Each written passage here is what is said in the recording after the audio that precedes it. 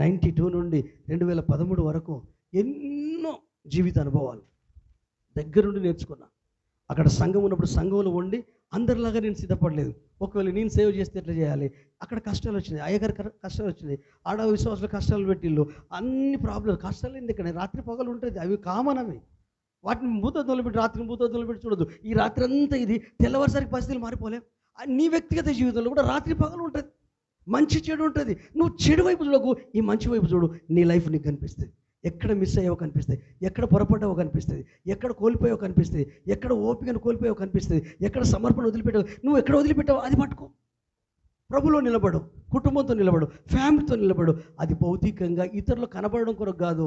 నువ్వు అలాగూ జీవిస్తూ ఉంటే ఇతరులు అందరూ గుర్తిస్తారు, ప్రభును మహింపరుస్తారు. హల్లెలూయా.